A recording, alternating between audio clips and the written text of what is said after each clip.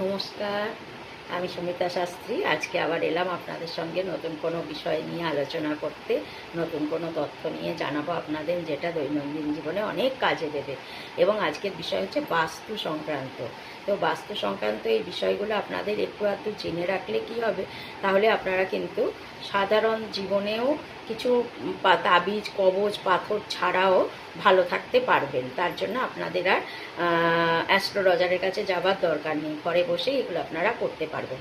আপনারা যান, সেটা খুবই ভালো কথা, অ্যাস্ট্রোলজারদের কাছে, তাহলে আমাদেরও তো একটু সুবিধা হয় বোঝাতে বা করতে। কিন্তু যদি একান্তই না পারছেন, তাহলে আপনারা এই নিয়মগুলো বাড়িতেই মেনে চলতে পারেন। বাস্তু বিষয়ে একটা কথা আমি জানাতে চাইছি, সেটা হচ্ছে যে আপনারা না যখন শোবেন, সকালেই বলুন রাত্রে, এবার মেনলি মানুষ সকালের দিকে কাজকর্মে যায়, দুপুরেও বিশেষ শুতে পারে না, শোয় রাত্রিরের দিকে। তো রাত্রিরের দিকে আপনারা যখন শোবেন, তখন মাথাটা কখনো উত্তর দিকে করে শোবেন না, এটা মাথায় রাখুন। উত্তর দিক বাদ দিয়ে আপনার কি আছে, পূর্ব পশ্চিম দক্ষিণ, এই 3 দিক আছে, 10টা দিক আছে। 10টা দিকে আমি আলোচনায় যাচ্ছি না। তো উত্তর দিকটা বাদ দিলে বাকি যে 3 দিক আছে, সেই দিকে আপনি মাথা করে শুতে পারেন, কিন্তু কখনো উত্তর দিকে মাথা করে শোবেন না। এটা কিন্তু অসুস্থতাটা আপনার যদি থাকে সেটা বেড়ে যাবে, আর আপনি যদি সুস্থ থাকেন তাহলে কিন্তু আপনি অসুস্থ হয়ে পড়বেন আস্তে আস্তে, আপনি বুঝতেও পারবেন না। তো সেক্ষেত্রে আপনাদেরকে বলবো, উত্তর দিকে মাথা করে কখনো শোবেন না। দ্বিতীয়ত হচ্ছে, যখন শোবেন তখন দরজার দিকে পা করে শোবেন না, আর ভগবানের মন্দিরের দিকে, মানে আপনার যে সিংহাসন আছে সেই দিকে পা করে শোবেন না। এছাড়া আপনি যে কোনো দিকেই পা করে শুতে পারেন।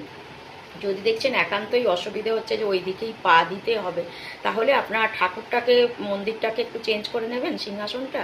আর যদি দেখেন যে মন্দির চেঞ্জ করা না যাচ্ছে, তাহলে নিজেকে একটু চেঞ্জ করে পাটাকে অন্যদিকে ঘুরিয়ে শোবেন, কিন্তু ঠাকুরের সিংহাসনের দিকে পা করে শোবেন না।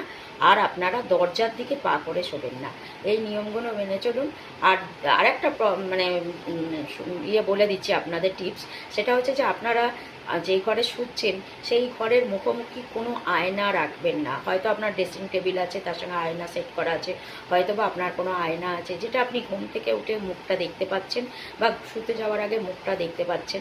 সেই রকম দেখতে পাচ্ছেন মুখ হলে হবে না, আয়নাটাকে ওইখান থেকে আপনাদের সরিয়ে অন্যদিকে ফিটিংস করুন, ঠিক আছে?